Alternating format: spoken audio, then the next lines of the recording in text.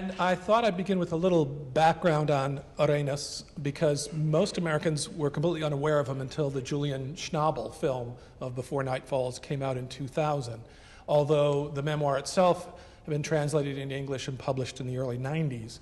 And before that, many Cubans and Cuban Americans were very aware of Arenas because of his defiance of the Castro regime and his escape from them. So he was well known in political and literary circles and in gay circles too, because of his defiance of Fidel Castro. So I was wondering, how did you first encounter his work? In what context?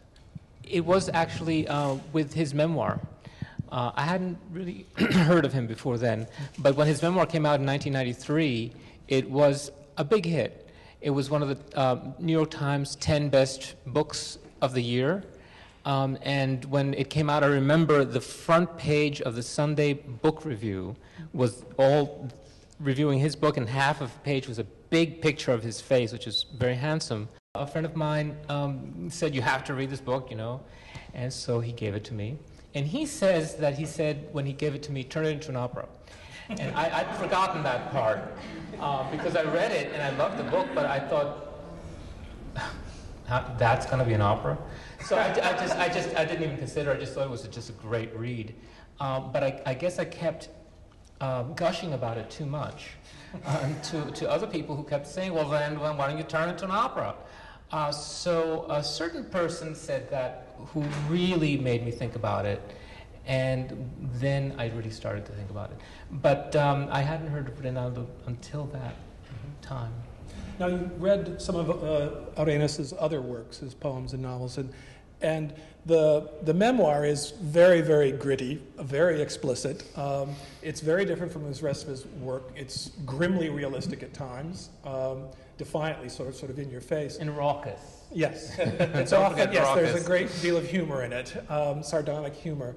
But his novels, in contrast, often tend to be rather playful, fantastical, and I understand that those qualities inspired you not to make a sort of literal adaptation of the memoir, but to do more poetic things. Indeed, because part of when I read it, the reason I thought it would never make a stage work is that, first of all, it's a life from birth to near death. He knows he's writing this knowing he's going to die imminently.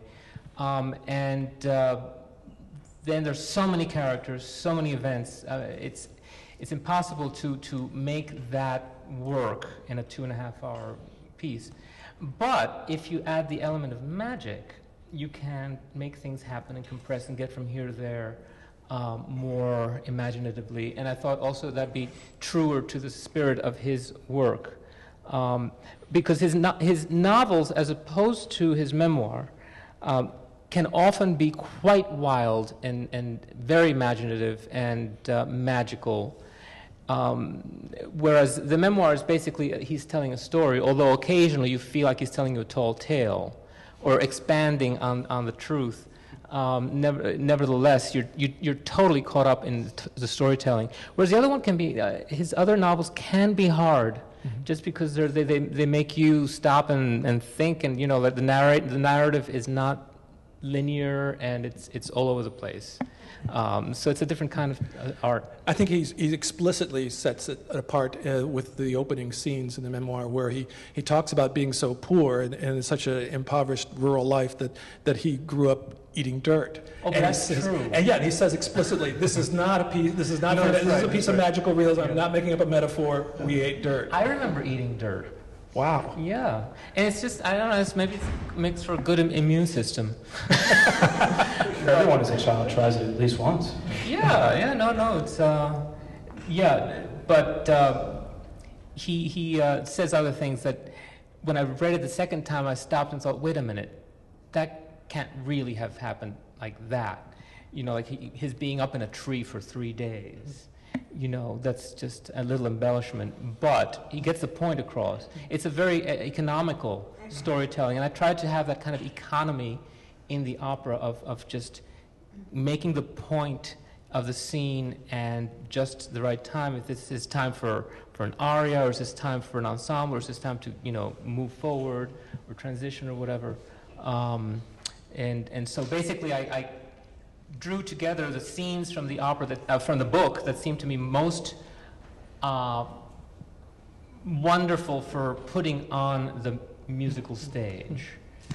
Now, although the memoir has a lot of different characters and it covers him from childhood to his deathbed, there are major elements in it that would seem to me just cry out for opera. It's a tremendous passionate relationship, long-term.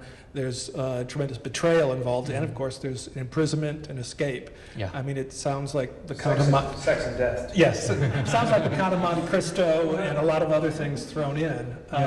So it seems to me that those sort of elements you would focus on and try and make it into an opera. Exactly. When I stopped and thought of exactly, it's a great story with these elements, and he's such a sensational personality. And actually, one of the lines that he's famous for is he says, "I scream, therefore I am." And you know, what is opera singing but a glorious kind of screaming? It's absolutely screaming. Absolutely, it's true. It's true. I think that's what turns some people off, or sort of makes people think, because it's this amazing sound that's coming out of a human body without this thing.